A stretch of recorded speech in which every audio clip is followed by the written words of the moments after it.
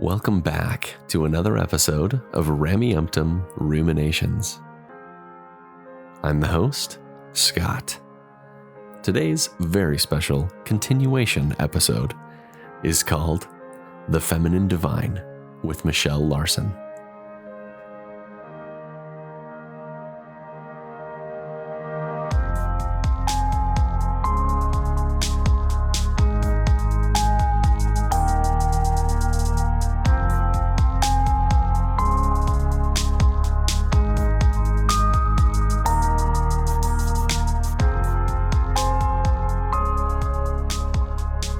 Welcome back to another episode.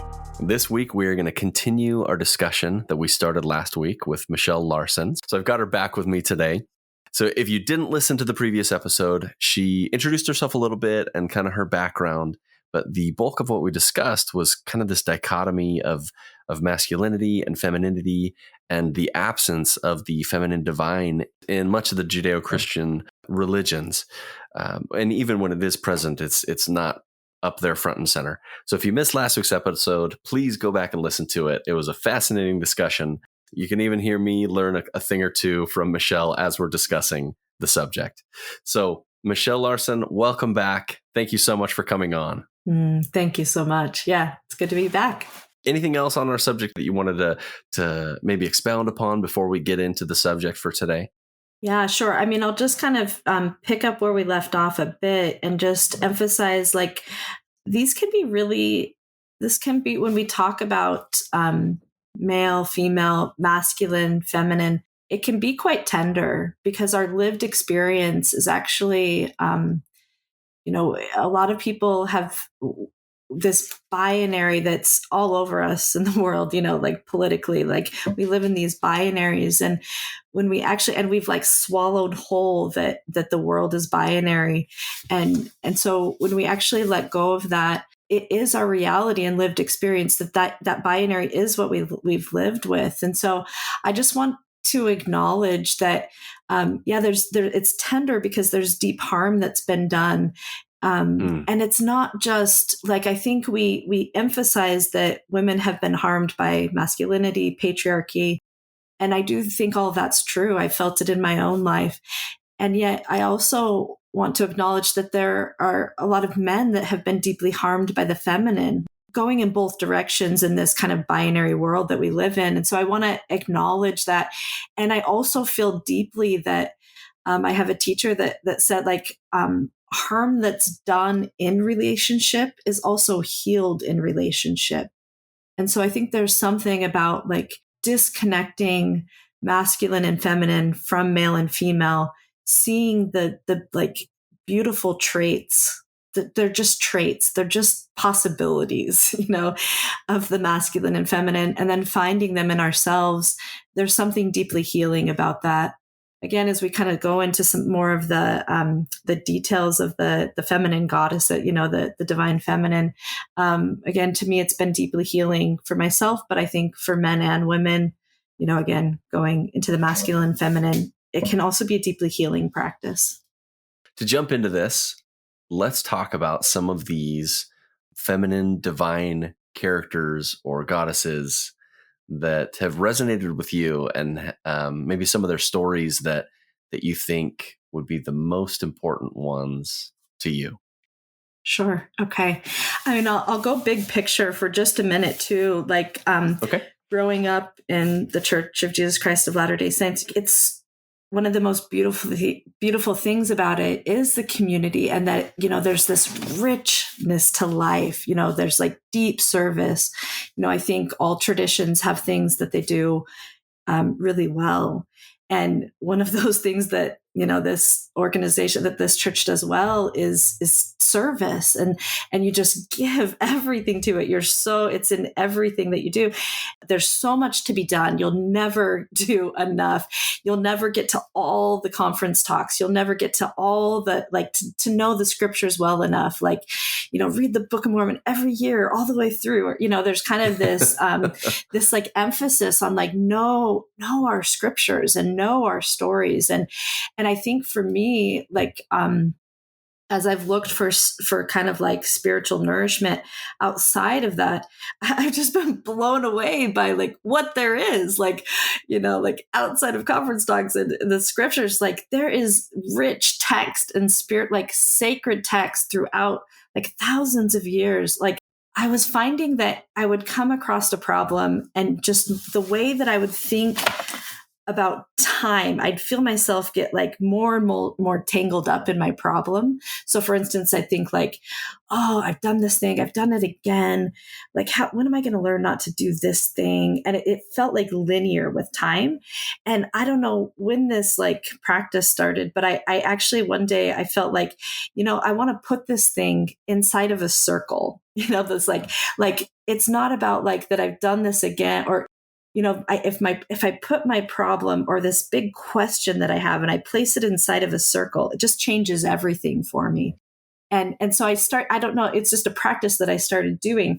And then maybe like a year after I'd been doing this practice, I have a teacher who kind of pointed me in the direction of Kali.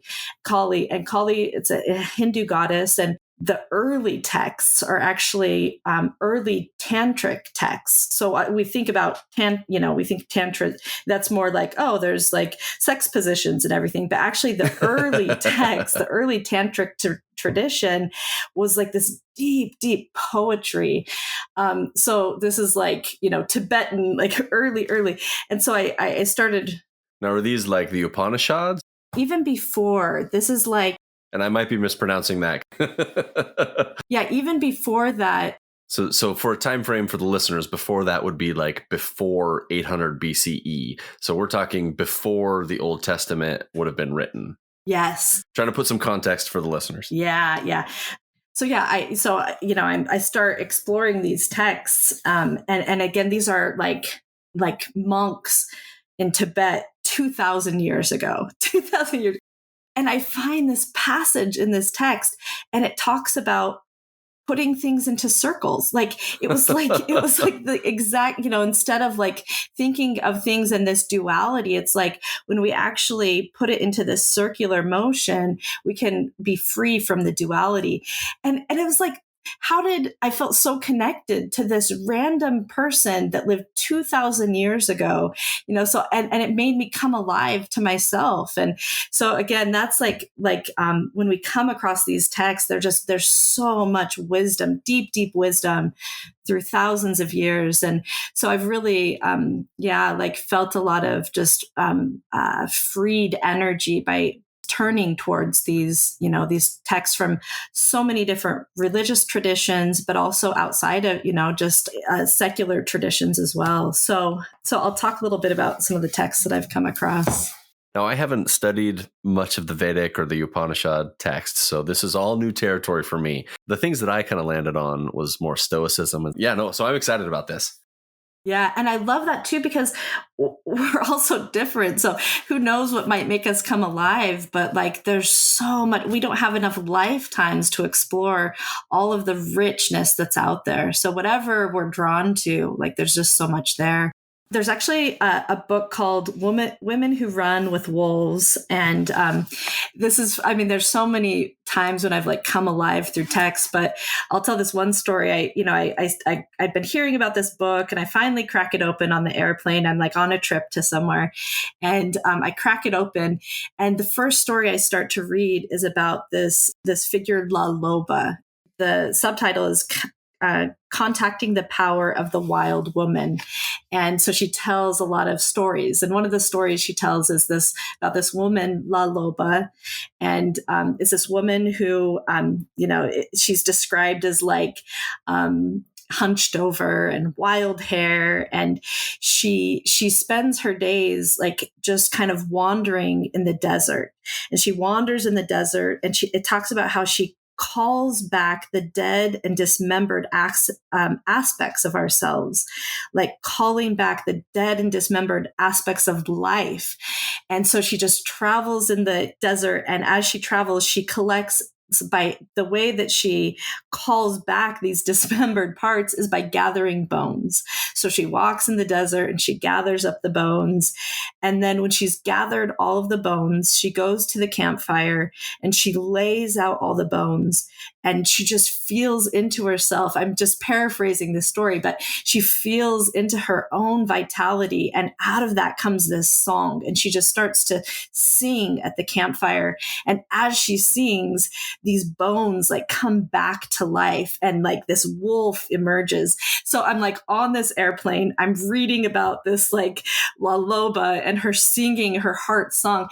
And like I myself, like I feel like I'm like turning into a wolf and I have to actually keep myself from like howling on the airplane. It's just like such a visceral experience. And it's so visceral because for me, like as she tells this story, it's like I am finding the dismembered parts of myself, the parts that I've like cut off that didn't feel like they were okay. So again, it's like through these texts, we come back to access with who we are.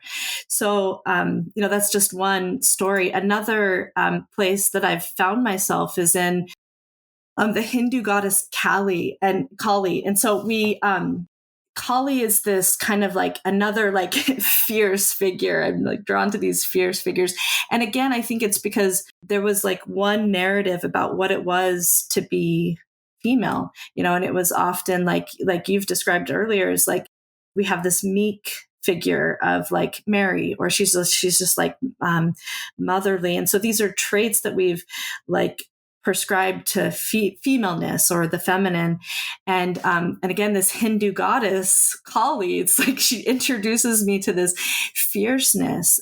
So Kali, she's this Hindu goddess, and she's often seen on the battlefield with a sword in hand. So she's holding this sword, and the sword represents like cutting through illusion. And she liberates us with her fiery nature. It's like, and we think of fire and we think of it like burning something down. But with Kali, it's like things burn, but it also like it refines and it softens and it renews. So again, this like feminine energy of fierceness. And again, like it helps me like channel my own anger. And I feel that energy come up of just like what it is to be like fiercely feminine. And not in a way that's like harmful. It's like, when you've like tipped over into the edge of like, you're using your anger to cause harm, but there's this type of anger that can just burn things clean. So Kali really has been a place where I found that. The masculine form of Kali would be Kala. And isn't that another name for Shiva? Yeah. What I'm getting at is almost this duality of the same entity. Yeah. It's like the changing aspect of the same God. This same entity has both the feminine and the masculine within it. Yeah, it's beautiful. Yeah, anytime one comes up, like the other will emerge unless we tamp it down, which we've been known to do. But yeah. So Shakti. So Kali actually is kind of emerges out of Shakti. So Shakti is another Hindu goddess, which is really just kind of like this primal energy of the whole universe. So it's like the embodiment of power and strength and creation. Shakti is like seen as the great mother. And the other half of Shakti is Shiva. So the god who's seen as like the god of destruction. So yeah, you have Shakti and Shiva, and then out of that comes, Kali. Okay. Again, like so many of these traditions actually really like, it's like you can't have one without the other. It's like these kind of energies arise simultaneously. If someone would be interested in learning a little bit more about this fierce feminine woman, Kali, or anything else kind of along this vein, where should someone look to learn a little bit more about this? Yeah, I mean, there's the Hindu tradition. There's a lot of text. I mean, a really like soft, gentle place to start, I would say, is a book called Wild Mercy by Mirabai Starr, and her subtitle to that is "Living the Fierce and Tender Wisdom of the Women Mystics." So this is a book that kind of goes through a lot of and some of the people I'll talk about today, or some of the archetypes I'll talk about today, the goddesses I'll talk about are represented in that book. But it's a good place to like, you can read through and see which ones even resonate with you, and then go and she has books and references to find more about each one of them. Very cool. Another one that has really another representation of the female of divinity, of the feminine divine, is actually I have found in Kuan Yin. So Kuan Yin is the bodhisattva of compassion. So she's the bodhisattva is like a in the Buddhist tradition. Her name actually, it translates into she who hears the cries of the world. So the story around Kuan Yin is that she's like reached enlightenment. She's on the verge of this boundless ocean of nirvana. She's just right on the edge of like, just like disappearing into nirvana. And instead, she chooses to return to the earth and to provide comfort and to waken all beings until every being is free from suffering. So she's this representation of compassion. And again, I've learned about Kuan Yin. I do meditation retreats, and the last 7-day meditation retreat that I did, it was through Lower Lights, and there was a lot of Thomas, who leads the retreat, shared a lot about Kuan Yin. So I learned about her more there, and then I have kind of done some of my own research, and I have an experience with Kuan Yin. Again, these experiences help me kind of connect more to them. But I actually have 7 siblings who are Vietnamese. They were adopted. So for those that aren't familiar, like after the war in Vietnam, the North had won the war. That my siblings were from the South, and so a lot of the families that were in southern Vietnam, they were like sent to re-education camps. A lot of them were starting with nothing. And so a lot of parents would try to make enough money so their kids, there was a lot of people that were escaping from Vietnam at the time, right after the war, and they would escape on boats. They would like pay a fisherman to like give them passage on a boat, and a fisherman would go out at night, like just to go fishing. But really he had his boat, the bottom of his boat was full of like 80 people, this like little like 5 foot, they could just have to crouch down in there. And then once they made it farther out into sea, then they could come up on the boat. But if they were caught, often they were again sent to camps, or they were sometimes they would be killed. It was bad enough, it's like you think about that situation, and there were these parents who were sending their kid in the hope that there was something better, knowing that some of them actually never even made it offshore. And so they would float in the ocean until they were found. And often they were found by, your hope was that you were found by a refugee service that would bring them to refugee camps, often in the Philippines. And then my siblings lived in the Philippines in the refugee camps until they came to the US and came to our family. So there's a lot more story there. But that when they came to our family, it was really busy. Like, again, often the stories around immigration, there's so much integration. It's like even the integration of the trauma that they had experienced, there wasn't a lot of like even time for that. So recently, a lot of that has come back up for me when I think about their experience. And yeah, I was feeling the depth of grief. And then through like thinking of their experience, I felt like this connection to like all of the people who actually never even made it. Like, who were the people who died on the boats and they never even made it somewhere new. And then through that, I like felt this connection to like, who are the people that are on boats today? There are people today that are climbing onto boats, trying to get somewhere safe. Yeah. And so it was like through my siblings' experience, it took me to these other places, like these people that I don't even know, that like I never even met those people who never made it anywhere. I don't know the people who are getting somewhere new, but I know my siblings' experience. And so to feel like this deep, deep compassion for humanity and the way that we harm each other, it's like through war, people climb on boats and they try to get somewhere new. And then it's also through humanity that we actually can like support each other and like create ways that like that harm is rectified. And so it's like through that, I felt the depth of suffering, but I also felt the depth of hope and service and care. And to me, it's like when I went into that slipstream, I felt connection to Kuan Yin, this like this goddess of compassion who will not leave until the comfort of until everyone is free from suffering.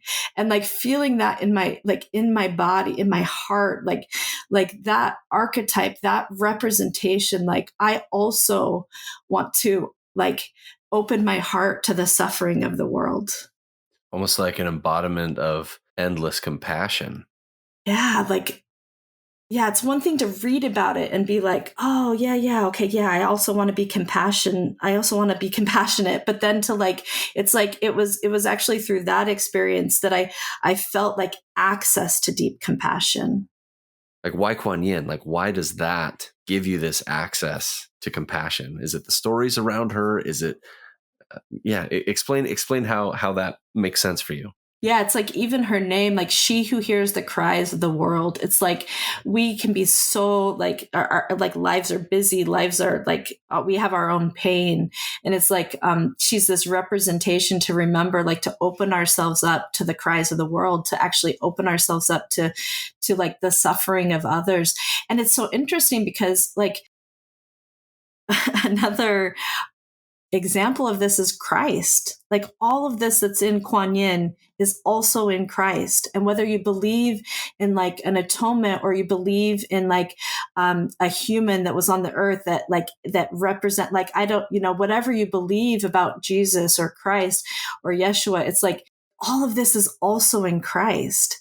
And so it's like I know that about Christ. And then once I like came across Kuan Yin and heard all of these traits and characters in a different, like wrapped in a different package, it's like, then I could turn back to Christ, like, oh, that's what the teachings of Christ are, because like they just become stories. They almost become like, I can't hear them in the same way when they're layered with all this, all this stuff I grew up with. And it's like through Kuan Yin, then I had access to Christ, and then I had access to like something even more deep and more rich. As you were talking, there were clear parallels in my mind to Christ as well. But I think the way you described Kuan Yin, it kind of breaks through one of these limitations that Christianity has put on Christ's compassion. In the theology, Christ is compassionate if you're obedient, or if you're doing this, this, and this, then you have access to this compassion. Mm-hmm. And so there's almost like a stipulation attached with the way it's represented in much of Christianity. But the way you describe Kuan Yin is almost liberated of those prerequisites to have access to the compassion. At least the way you described it, I think there's one contrast between the two. One of the tricky things about text too, because it's like, all these words that are written down and then rewritten and reaccent, it's like, what version of the Bible do we have? And what were the actual words of Christ? And, so it's like, yeah, we can only access these things through our like limited beings with our limited experience. And, but what we are reaching for, and what like the beauty of these figures, these, gods and goddesses, is like, this is what we can this is what we can hope to be. And we can, like, without what you described, like without the, like, we're not doing it to check off any box. We're not doing it, so that maybe then we can possibly have worth, am I worthy if I can just do it hard enough? Like, without all of that, it's like, it's for the sake of it. And it's all that, it's even there in the scriptures. The tough thing is, at least for me and the way I look at it, and there's a quote from Joseph Campbell that describes this perfectly. When you look at religion literally, all of the meaning leaves it. And he's basically encouraging people to look at it as mythology, as truth finding and understanding yourselves and where you fit in the world, rather than looking at it as, these things actually happened and here's how, and here's the evidence of X, Y, and Z. Like, that doesn't matter. Like, none of that matters. But you can read these stories that are so clearly not realistic, but they're so powerful and so meaningful if you look at them as a story of the type of people that we want to be, or the embodiment of compassion that we want to incorporate into our lives. Yeah. Yeah. And it's like, can we hold it? Can we hold it tight? It's like, there's this like tight and looseness. Can we hold it lightly enough that we can actually like feel from it what, like, can we actually become someone new by holding it lightly enough, but also hold it like seriously enough that we actually, that like, we're these real, maybe, like, but what does it do to us when we encounter these just sacred texts? Yeah. So another representation of the female divine, of the feminine divine, is found in Greek mythology. And it's this like primal energy of the universe. And the name for it is Gaia. So it's more like a power than an entity, but it's also like life itself. It's Mother Earth. And so again, there's like this power in this like physical, it's represented in this like physical, like, we walk on the earth and we encounter the earth. And there's a Buddhist teacher. He actually passed away recently. His name's Thich Nhat Hanh. I would highly recommend. Love Thich Nhat Hanh. Such a great teacher. The only one that I've read is Old Paths, White Clouds of his. Oh, that's beautiful.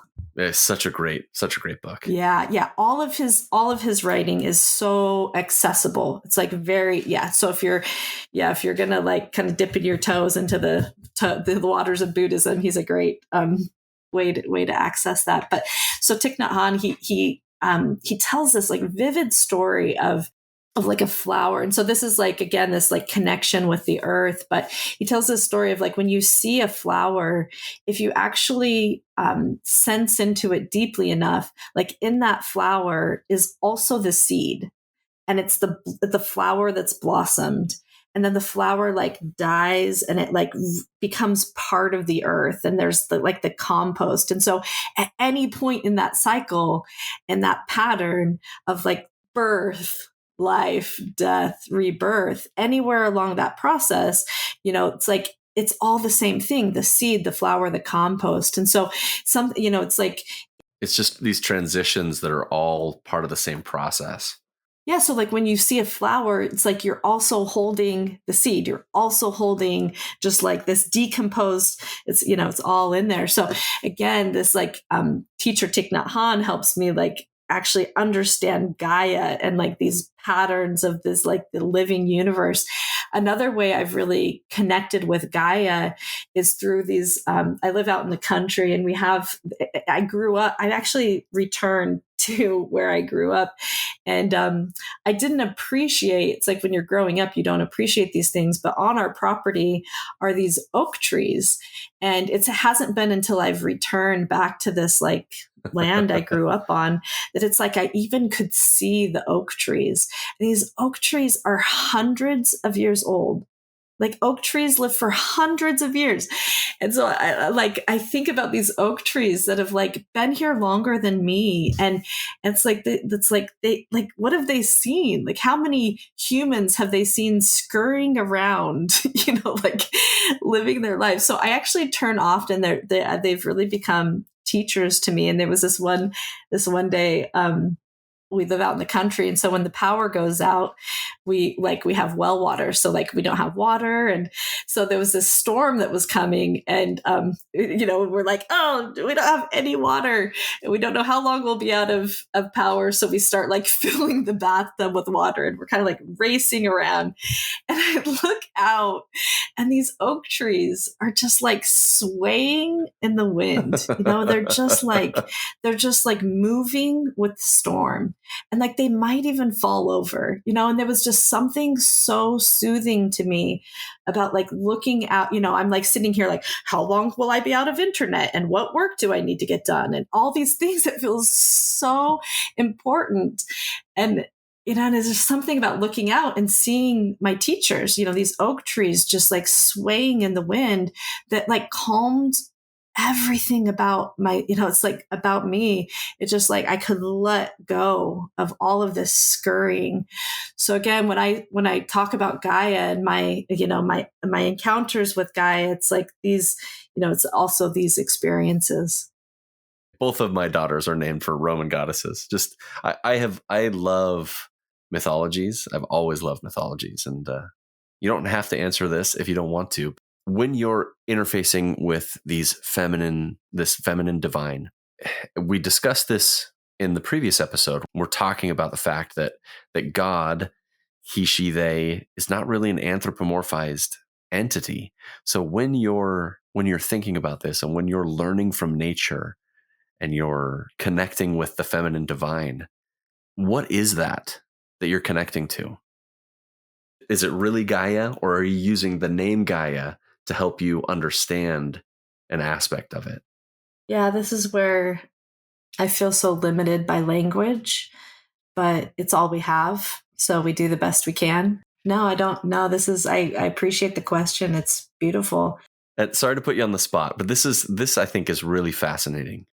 Yeah, again, it's like language is all we have. And so it's like almost like this pattern of like things coming into form and then things falling back out of form. There's something really like beautiful to me. Again, whether we want to put it like, we've talked about some of this, but it's like in some ways it doesn't matter that it's the feminine divine.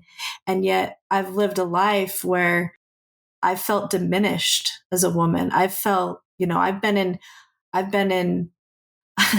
been in board meetings where, we're like talking about the budget for a town and like, I just feel fully like I have a voice. And then that same day I like go to try to have a Relief Society presidency meeting and I'm told like, well, you can't meet in the building without a man there, and so it's like, that's just one example, but like, I've felt diminished for my femaleness, in some ways, or just like blocked from power, even in simple ways. And so in some ways, because I'm this like human with these just like experiences, like there is something about finding that power in the female form that actually lets me have access to that so that I can also let go of it. It's like, in some ways it does matter that it's a female because of what I've described, but in the end, it doesn't matter because we all have access to these like masculine and feminine traits. And I believe, like, I really feel that if we actually live into them, if we let go of them as being connected to male and female, I know I've said it just the same way before, but we have access to more of ourselves. I'm saying it matters and it doesn't.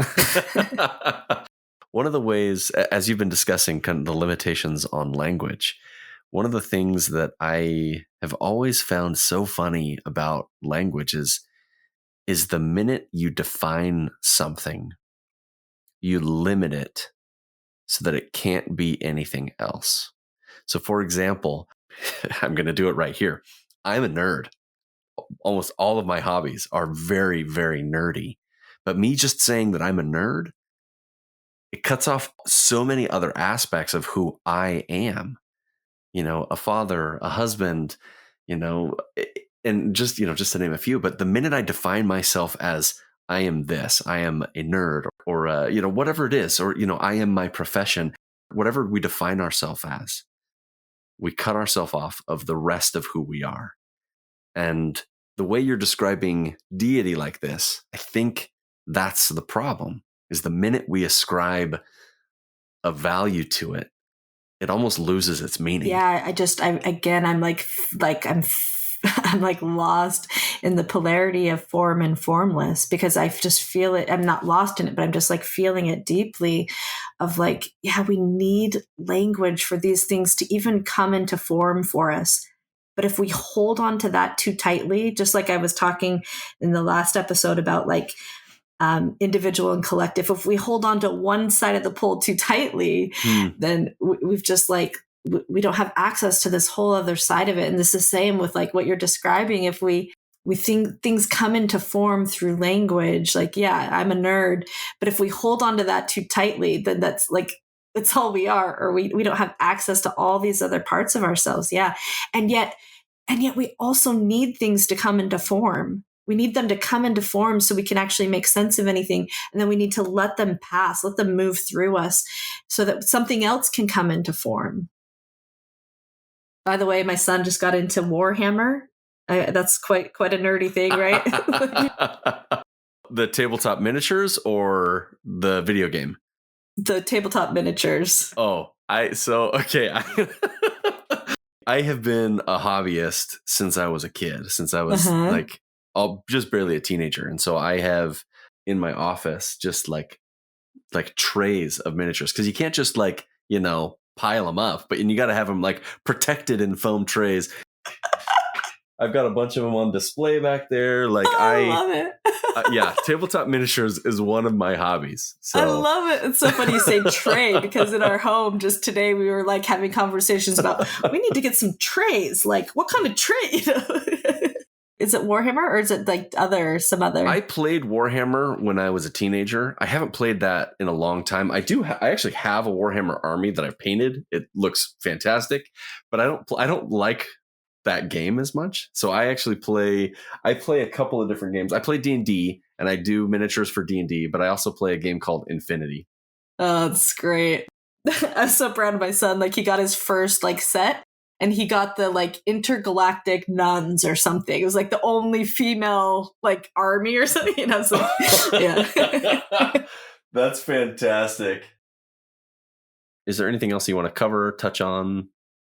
There's something, to say. I want to say about just like the curiosity, like just like getting curious again. Like, hold all of these texts lightly. Like, they don't all need to resonate, but there's so much.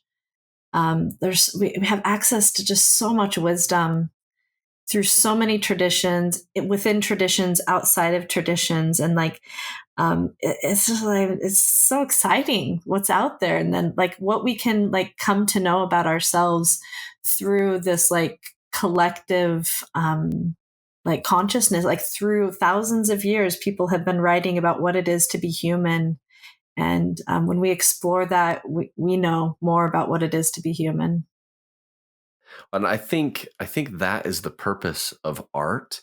And in my mind, like, art is almost an extension of these like myth stories. Mm-hmm. In cultures in the past, they would create myths and talk about God, but today we use it in stories and art, and that's the mythos that we're telling today. And that's how, mythology is a vehicle for teaching a lot of different things, but I think that in our culture today, that's what we're creating to fill almost that same role that mythology filled in the past. For me, we've talked a lot today about sacred text. Like, to me, what are like texts that just have like sacred wisdom, just kind of universal wisdom in them.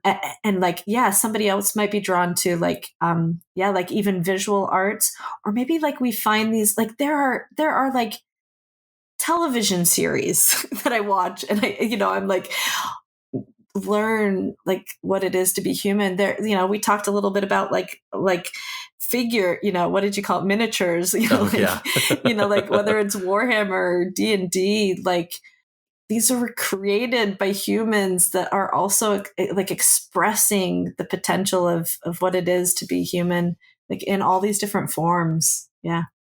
And I think that's the pursuit, at least for me, is to understand truly what it is to be human, and then to be the best version of whatever that looks like. And that's the goal. Yeah.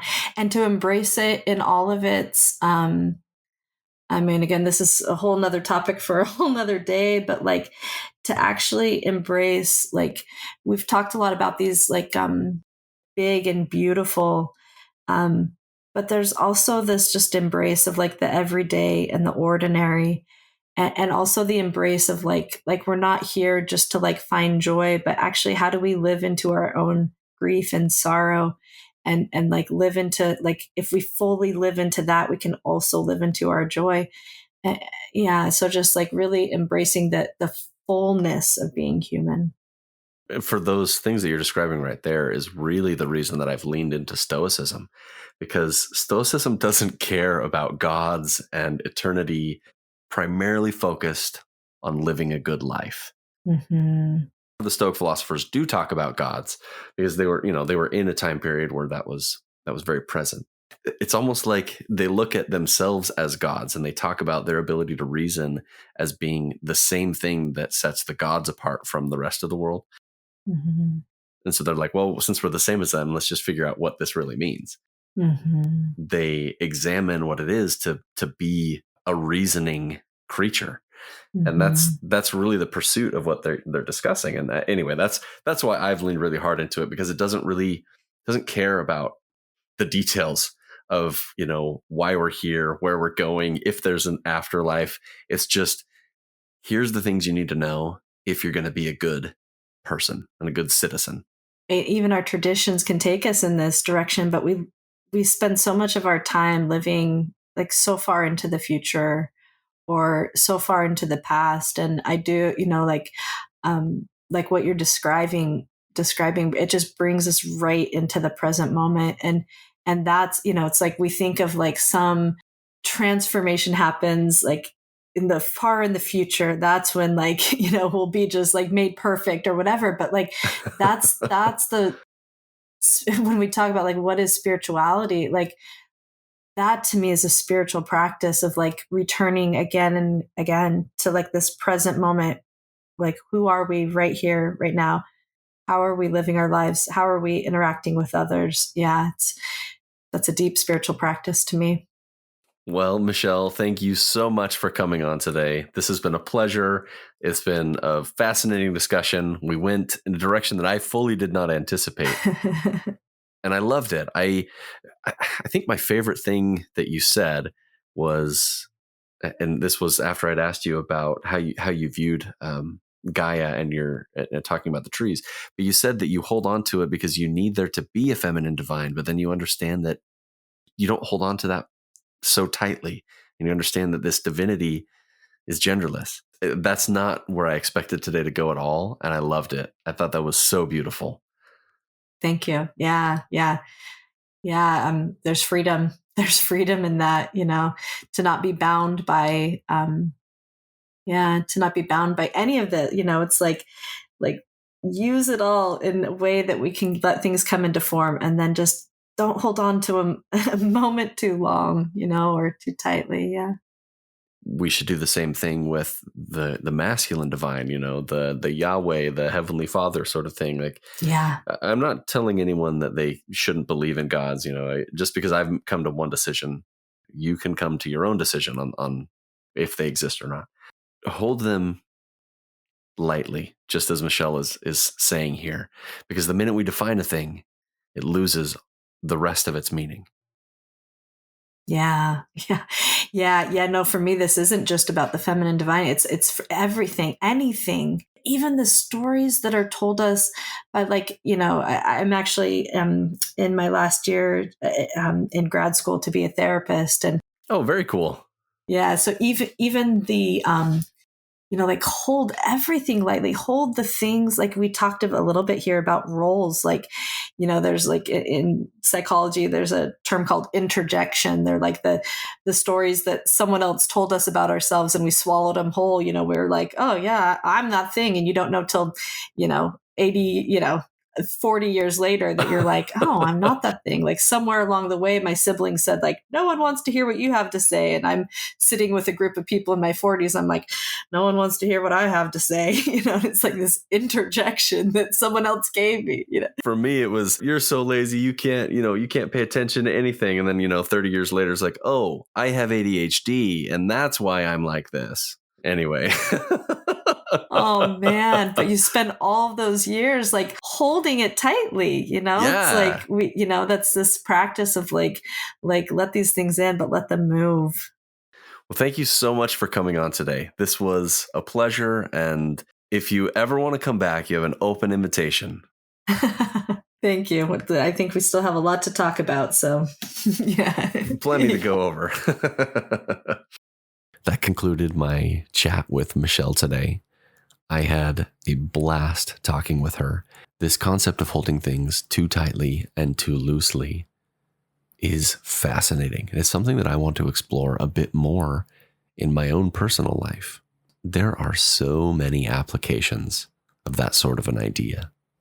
I am so appreciative for the wisdom that Michelle shared with us today. I hope that you guys enjoyed this chat as much as I did. And I may have revealed just how nerdy I am today. Not just video games, but also painting tabletop miniatures and playing strategic tabletop miniature games. I do have to apologize.